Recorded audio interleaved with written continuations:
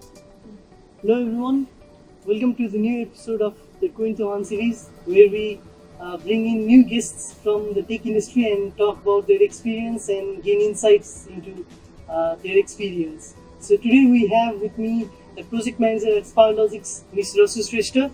So let's get started with the episode.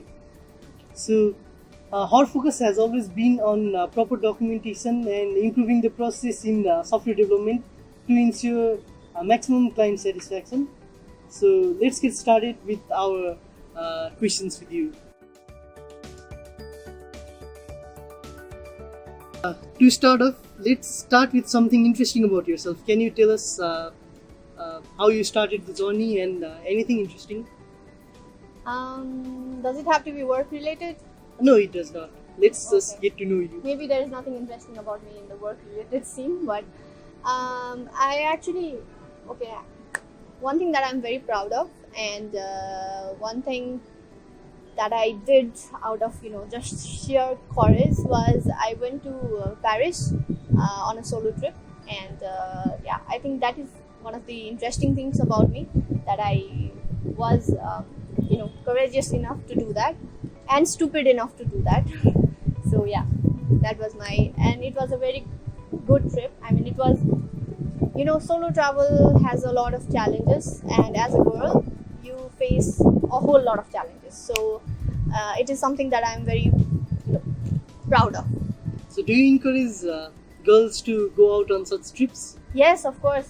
Everyone in once in their life should solo travel, and especially girls, because most of the times, especially in Nepali society, I don't want to get started on it, but we are always told like you cannot go here, go there. We are not seen as independent people. We are always someone's daughter, someone something. But going on a solo trip gives you a lot of managing capabilities as well. You have to plan everything ahead. You have to be sure. It's not like just go out of okay, I'm going tomorrow. That is also good, but I like to plan ahead, and that experience is just a once in a lifetime moment for me, and it was very rewarding. So I would advise everyone to go. So No, please take a note, girls. So let's get to know more about your work life, work experiences. So how did you start the project management journey and how has it been so far? Okay. Okay. One thing that I don't know if anybody knows about me, but I was a head girl in my school, St. Mary's, and that year, that final year of school where I was the head girl, totally changed me. And before that, I was a very shy person. Not shy, but I was like always timid, not going to when I wouldn't do something unless I was very I had to do it. So I wouldn't raise my hand in anything. But after I became head girl, I was just like, you have to do it, I have to do it, otherwise nobody would do it, right? So that school year changed me, and afterwards I haven't looked back. So I always push myself to be the kind of person who raises their hand. Not because before I was the kind of person who was like, if everybody raises their hand, I'll raise my hand. Then सबैले गर्यो भने मलाई गर्छु भन्ने टाइपको. But afterwards, I try to become a person like, if I don't raise my hand, then nobody will, or I need to start, or I need to initiate. I'm that kind of person, and I think that is the foundation of why I was interested in project management. I actually started my career in QA, as you know, right? And QA is a very vast area. There is so much to learn, but I had a senior in my previous company, who really inspired me to go towards project management. And it is also kind of a, I am a feminist, of course, but it's not gender issue. But I was like, when I saw her in a group of all male dominated, IT sector, and C was the one who was giving orders. I really liked that. And that's not the whole reason I came into project management, but she really inspired me. I mean, she was very well managed, in her personal life and in the professional life as well. And as a person also, I looked up to her, right? So I always thought, like, what is my career path going to be? I mean, I could learn many different technical things. I could be a total technical person, but I have this need to be, to look at things in a big way. Like, I need a bird's eye view in everything. And so it was quite clear for me that I wanted to go into management, but and project management, of course. And also I had taken some courses in my master's as well. And I really liked, having a plan, knowing how things will be. Of course, it's not always like that, but still knowing what needs to be done kind of calms me, So yeah, I guess starting off, it was actually in Spiralogics, Sonak Dai is our CTO. Sorry.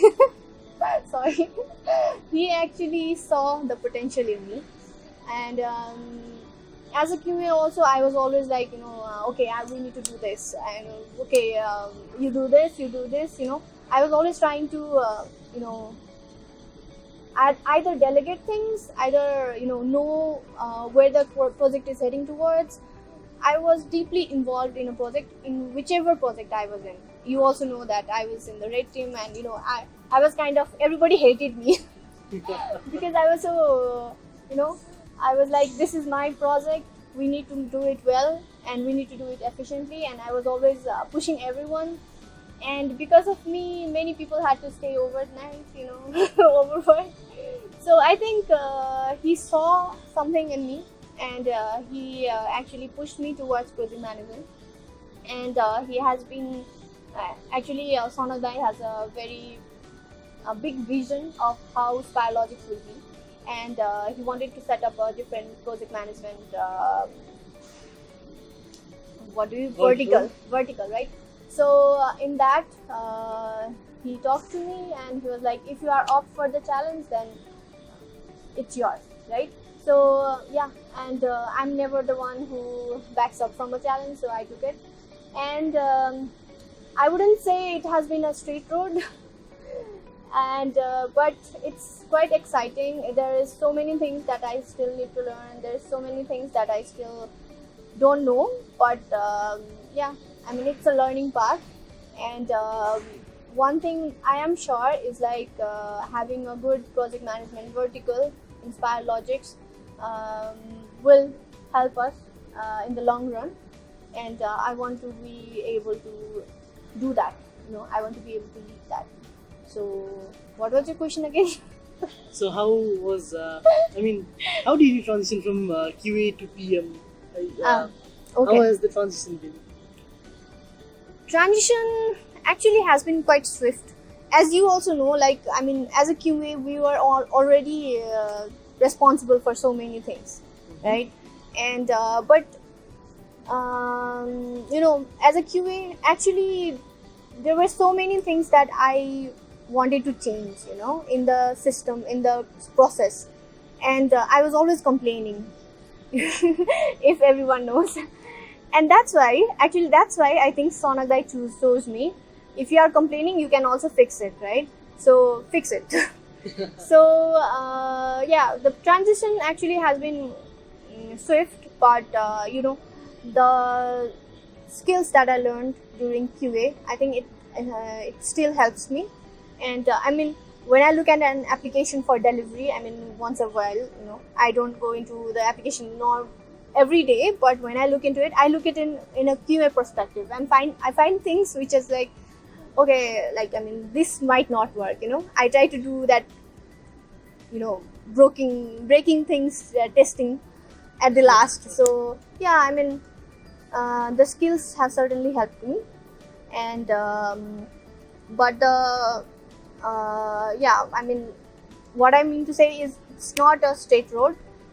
I have faced many challenges, during this transition, and I have often questioned myself, but I still think that I have more to learn, and I will set up a process that works for everyone, and I hope I get to do that soon. That answers your question. Yeah, it does. So, it is possible to move from one vertical to another and chase your dreams. It's never late. So, that's what I got to learn from you right now. Mhm. So, apart from that, while managing a project, what's the most difficult thing that you usually come across? While managing a project, actually, the most difficult part is speculating the risks. Risk management, I think, is the hardest part of project management, because there are so many unknown factors, so many moving parts that might go wrong. And I mean, as a project manager, you have to be ready to handle it. And there are, of course, theoretical knowledge about how to handle risk, but nobody prepares you for the real world, and it is different to different projects. Like, you cannot have one strategy to follow in each project. So I think risk management is the hardest part, and that is when things might go totally wrong if you don't take decisions. So yeah, I mean, and risk is not like only finding bugs. It's it pertains to different things, like you could go out of scope, out of that means you are going out of budget, you are going out of time, and also like managing like some of the problems I have faced is that we don't speculate like changes in resources as well, and sometimes when that something happens with the resources, like or we have to change it, or something goes wrong, then everything falls apart, and we are the ones, like, we need to have a backup for everything.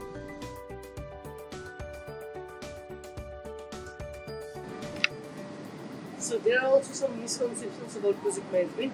Let's get started with those. So the first misconception is that talented members do not need a project manager. What do you have to say on that? Okay. I read it somewhere that if it's anybody's job, then nobody will do it. It's like, I know you can do it. Like, I know developers will work on the task. I know QA will test it. I know, but somebody has to take responsibility for keeping the project on track. And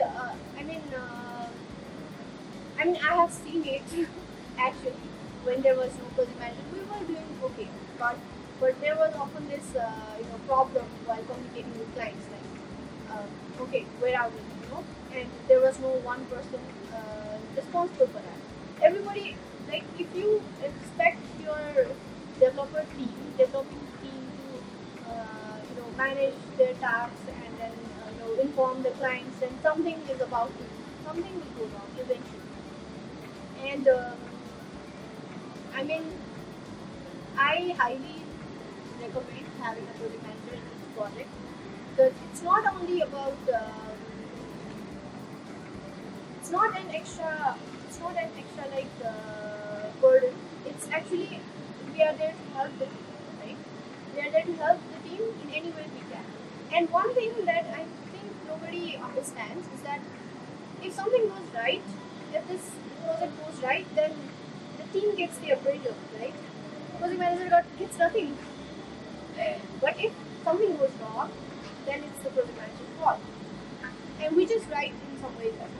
Because if the management is, like, if the project is going right in a good way, then there is, like, project manager is doing good as well. But if it goes wrong, then project manager has something that needs to be improved. So about the misconception, I'd say it's a misconception. is absolutely necessary to have a project manager in a project, especially in our professional scenario. Like we cannot just expect things to go right. We need to make sure. So yeah, that is what I have to say about that.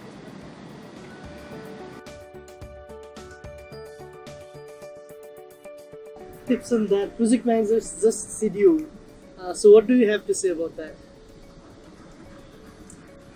Well, looking at my workload, I don't think that is true. But yeah, that is a common misconception that we have. And as a QA also, we had a couple of misconceptions, right? You only test after the things are done. Is that correct? Right? You have also faced that, but it's not true. In the real scenario, project managers are responsible from this initiating to actually sitting with the stakeholders to plan, to manage, to control, to close the project. And these all it's not just scheduling, and it's mostly and I would say the technical part of project management is you have to work with charts and you have to work with timelines, right? But there is a human part as well.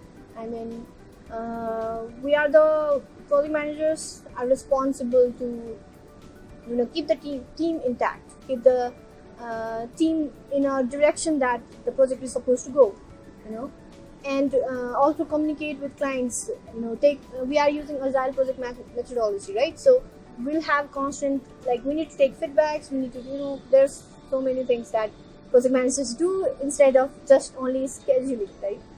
So you cannot reduce a whole area, a whole career to a one word. And yeah, that is a misconception. And if you think you'll be a good project manager because you just need to add numbers in a chart, then you are really wrong. Okay.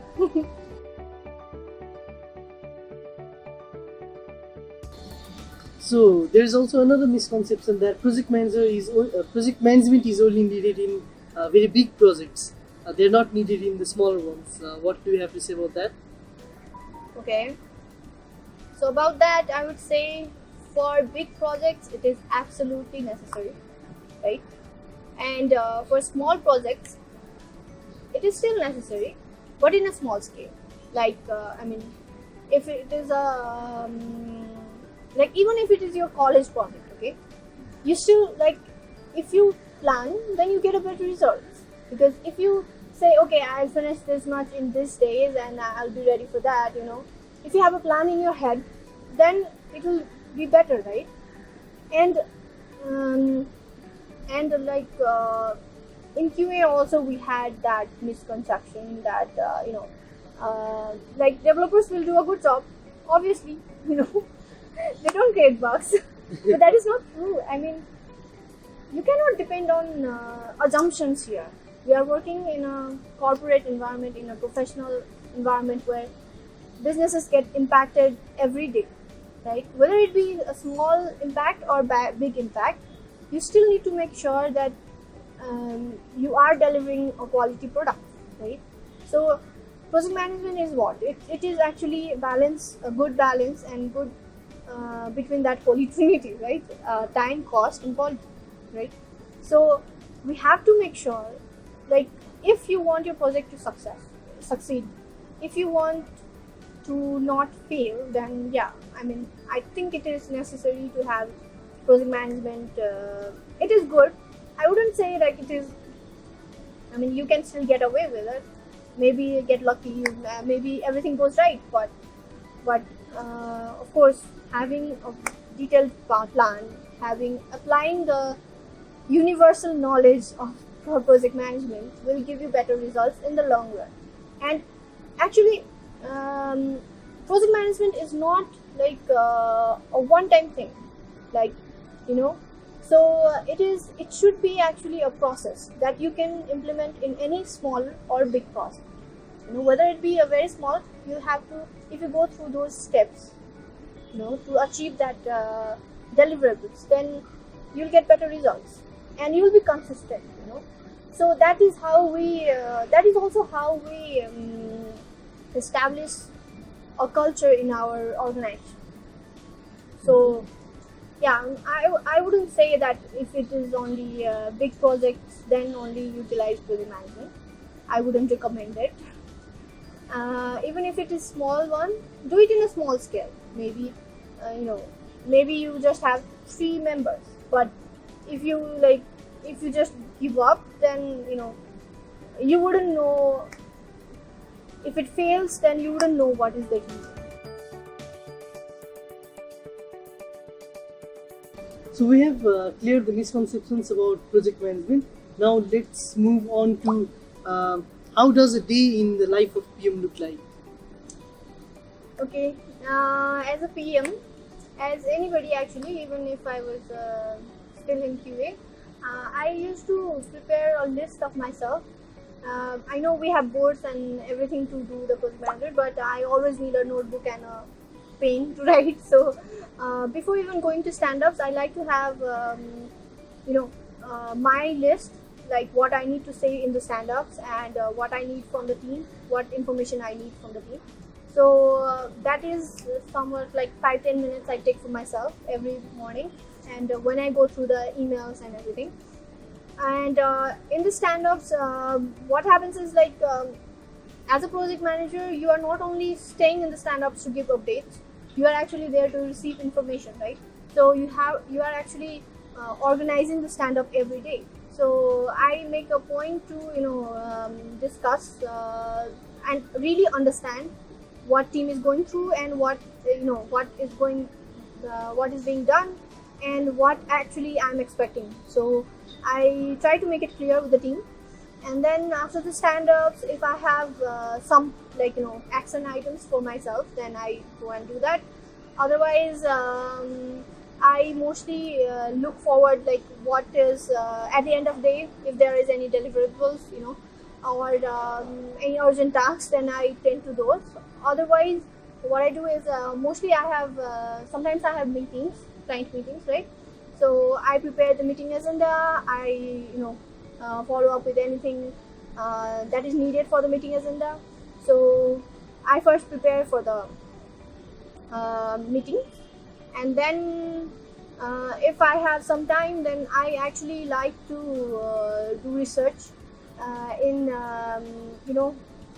as everyone knows, I'm trying to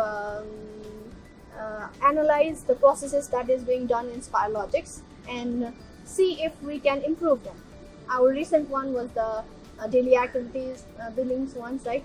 So I look at our processes, and if there is some things that I think we can improve on, then I like to research on those, like what's happening in the other areas, like what's happening in the real world that can solve our problems. So yeah, that is what my day looks like.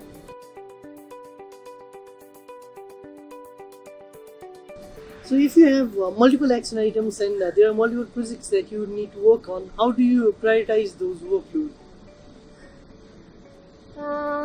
Is it solely based on the urgency of which one needs to be completed first?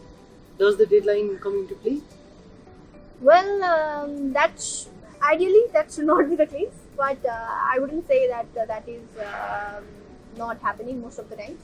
It is happening, and sometimes there are urgent tasks that needs to be done, and of course they need to be on the top of the priority. But most of the times, if all the projects are going in the way they should and according to the project plan, then still I like to prioritize on things that are have a more business impact, or and I have been working on multiple projects, like currently also. So there are multiple business domains to understand, right? So sometimes I look at how critical their businesses is. For example, agro is a very time sensitive kind of business, right?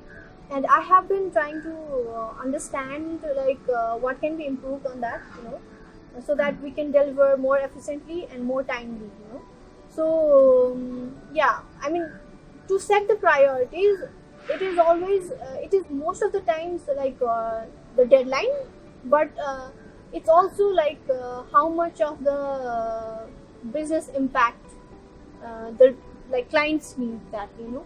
So you know, if a project is like, if we are on support, of course, you know, it is a fast paced project, but if we are on the software development part, then there are also things that we don't understand. I don't know the business domain for that. And sometimes, okay, I'll give you an example. So for mir mir platforms, the projects that we have, mid-value quest, ISG, Spiral MIR, you know, previously I took it as a the project management approach that I was taking was like, okay, there is a certain project plan and I need to follow that. I don't need to go into depth into understanding the business domain.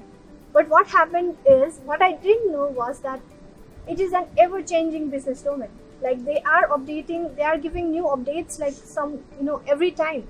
And then I was just not, that means that the scope is changing. And I didn't understand the business domain well enough to accommodate that into my project plan. So what I did was, you know, I started gaining more knowledge in that. You know, we started the MIR knowledge sharing platform, and we used to do every presentation every week. So that helped a lot, you know. So I think I prioritize in the things that I can improve on and I need to improve on, you know. So yeah, that is how I prioritize.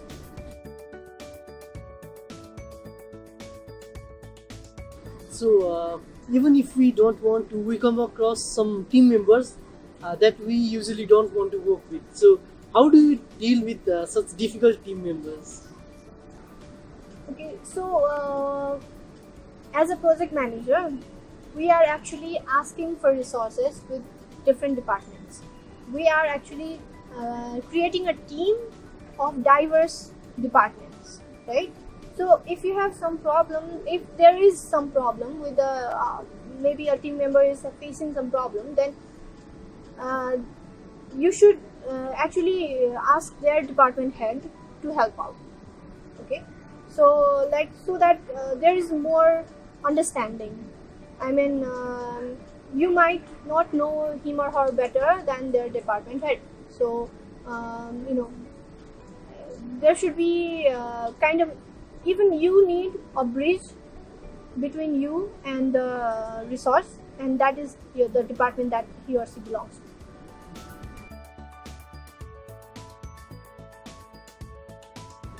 So coming back to the schedules, when you are preparing a timeline, what factors do you consider? Okay, while creating the timeline, okay, first of all, of course, as I said earlier, we are actually just you know, bridge, right? We are the bridge between the team and the outlines, right? So we have to stay with the whole stakeholders and get their feedbacks, get their concerns in the timeline. First of all, we need to do that. We need estimations for approximate estimations for all the tasks that we are going to do, right? And while creating the timeline, of course, we have to keep the certain milestones in mind. But also, one thing that I do, and I think it's a good practice as well, is that we look at the business value that each task will provide, right? And I mean, if one module provides more business value, you know, if that whole application is not effective without that module, then you keep it at first. You know, you keep it in a timeline that is ahead, you know, not at the last. Like, you know, you don't keep the hard thing at the last, you know. So that, I mean, because those are the modules that will have maximum changes if gone in UAT, you know. So when you deliver that module, you will certainly have some feedbacks from the clients, and you will have to integrate that, right? So it's better if you do it in the start of the project than the end.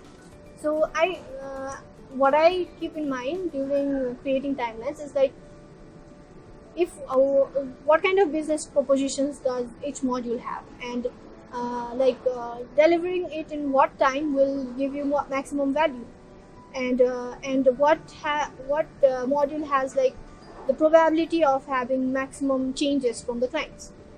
Or if you look at it technically, sometimes I think this is I learned this from Sonagar. So he always says that it's not about being technically very superior, but it's about providing the value to the clients, right? So doing a small thing in a very you want to it's a very simple thing, you can do it in a very simple way, but then you can do it in a very difficult and time consuming but highly sophisticated technical way as well. Then what would you choose? Simple. Yeah. So even though we might get excited as engineers and as technical people, we get excited about integrating different new technologies, but sometimes it's not needed, right? So as we say in Spiralogics, like as our motto in Spiralogics is, we are not delivering software, we are delivering solutions, right? So what you have to keep in mind during the timeline is the business value. What will give you the most business value, and also like what are the most riskiest part of your project, part of your application that will cause constant change. So yeah, keep those in mind, and then while creating the timeline, see like what you can do parallelly, what those basic stuffs. But yeah, I think as a project manager, we do need to have that in mind. Like whatever we put in the timeline, if we put it in certain day, then it will provide more value.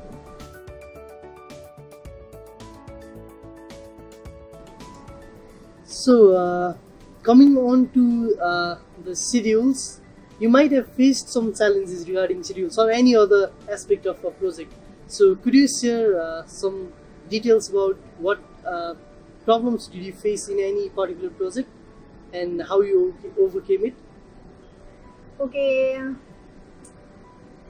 So talking about the challenges, actually, each time we complete a project, there is so much things to learn from those, right? And there are very few projects that go exactly according to plan, right? But so that's why retrospective is really important, and we learn different things in each project. But one of the challenges that I faced in one of the projects was that it was going smoothly, but I had a bit difficulty in the billing part, because there was like the client was saying that happened, like they should not be billed for it because it happened during the development, but actually that happened after the production. So everything that goes after the production and that does not fall in our support is our billable items, right? And I don't, the billing part is actually quite difficult. Because you don't want to be nitty gritty, but you have to be, and you are responsible for that as a project manager. Like, so you are responsible for submitting those billing items, right? So I had already submitted it. It had already gone to client, but then client, kind of backlashed, and then it went to my superiors, and then it was like, Rasu, you did what did you do? Client is angry, something like that. But then I went back, and then I just started searching for all the evidences I could get that happened after the production, and I did get those documents or those proof. And then at the end, what I was really afraid of was that because of me, our client relationship is hampered, But then I still had to take a stand for myself and my team, right? And And so yeah, that was very challenging, but I provided with the proofs, and the client actually agreed. So yeah, I think client relationship has a lot of human things which might go wrong in most cases, and so you have to be very you have to be technical, you have to be very strict, but you also have to be very good. So yeah, sometimes that is difficult. I think that is my experience. So the lesson learned here is Have proof and document everything. Documentation is very necessary, and like any change you have, you do in the system. If you log it properly, if you have the proper documentation, then you have that backup that you need, right? So yeah, I mean, it's I cannot emphasize documentation more, and I have been trying to we have a technical documentation team as well, take their help. I mean, the bottom line is that you are being accountable for that project, right? So you have to be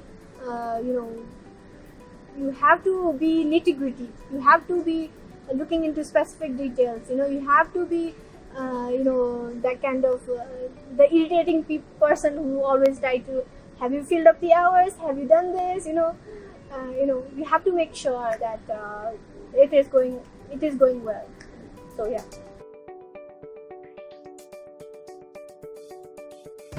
so amid this pandemic, a lot of businesses have changed their processes. Coming to project management, what differences have you found pre-COVID and post-COVID? Okay. Since we are an IT company, and basically we do our work in our small laptop, people might see that nothing has been changed, and we still work the same way. But yeah, I mean, it has certainly impacted. There are good points and bad points of work from home, and I wouldn't go there. I just focus on the project management part, right? So if we were doing project management in a real office, like in a physical space where you are together with the team, I think that builds up a very good bond with the team, and the team actually feels that trusts that the project manager is there for them, But in a virtual scenario, it's like yeah, I mean, or they might get, and we have faced that actually, like and actually, okay, I want to put a very a point. So we have our new intern, right, Sanjay. So he actually sent me a meme last week where it was like, every time the project manager comes, there is a headache to the developer, and he asked me like, what do you think of that? And yeah, I mean, that might be the cases, because we are the ones who are always pushing, and if that does not happen in a real physical space, then you might start to feel a bit reluctant towards someone who is not there, right?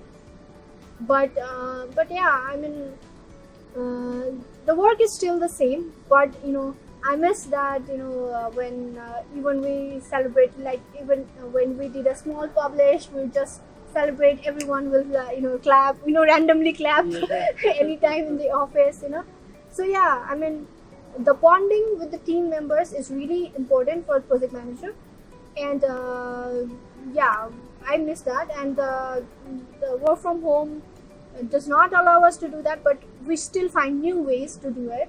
And yeah, I mean, technically nothing had changed, we still work on the same thing, but project management is actually a very human thing to do. We are actually trying to reassure our teammates that we are there for them, and whatever you need, we'll try to provide it, So I think that human touch is more in the physical space, and yeah, I hope we can get together. I mean, okay, I really miss the days when in Red we went to rafting because we published our first publish, So you were not there, I'm sorry, but it was so much fun, to celebrating that small victories and just being together with the team. Yeah, I miss that. But work-wise, it's kind of the same. So efficiency is certainly not impacted, but that human thing, it's certainly missing.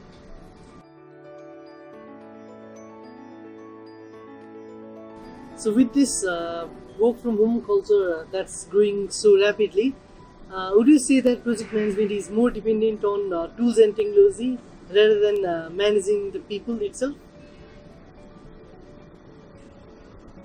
Okay, about that, I think it should not be. Okay, for example, like if I have to stare at some charts and some numbers whole day without talking to my team, without just looking at emails going on, I wouldn't like that, and I don't think.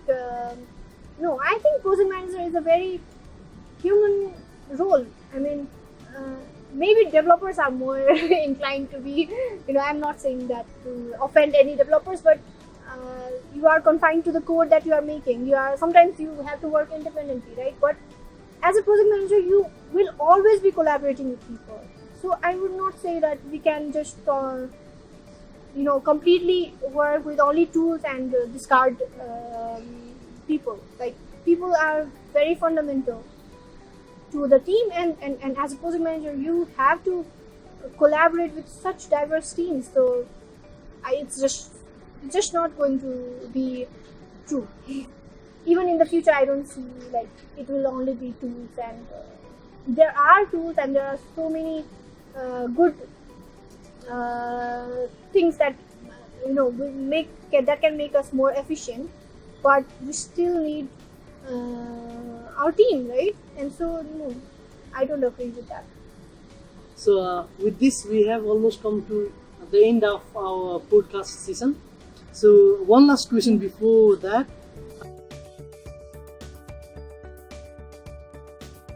What piece of advice would you like to give a new person that is trying to join the PM industry? I mean, the PM as a PM. Okay, not only as a PM, but I want to say this to everyone. Like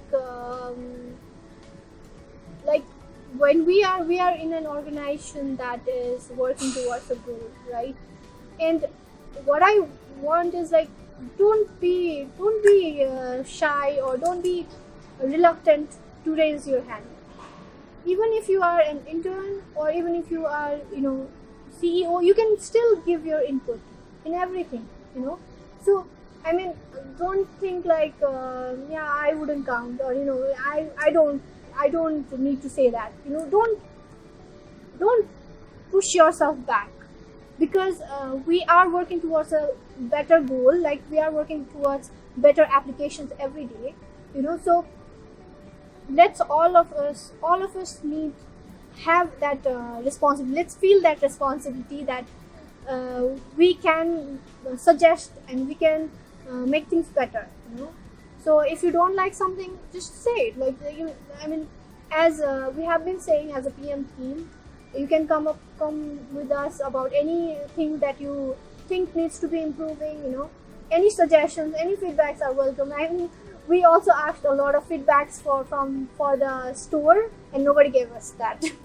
That was disappointing. So even if your job says you are a technical writer, you can still give some feedbacks about the design. So in Spiralogics, we are all working towards the same goal. So don't hesitate to ask questions. Don't hesitate to put your feedbacks, to put your word. So yeah, I would say that to everybody, not only PM. And I think that is a very essential quality to have in a PM. They should be able to question and understand, but like, not only like, okay, this is the rule and just follow it. No. You have to really understand and trust the process to follow it. So yeah, I think that is an essential part that I would look in a PM. you should be able to say no to me at sometimes, you know. Okay, if I tell him to do this, tell him or her to do this, then they should be able to reason that, you know, have a reason why you are following that. Don't blindly follow what everybody is doing. Don't just say this is right because this is, yeah, that person says so, you know. Have your own opinion and put them forward. That would be my suggestion for everyone. So by this we have come to the end of yet another episode of the Kwentuhan series. Thank you, Rasu, for giving us your time and all the insights of the tech industry. So for all the viewers, stay tuned for the next episode of Kwentuhan series. I hope to have another discussion with you again, and stay tuned, keep listening, and stay happy.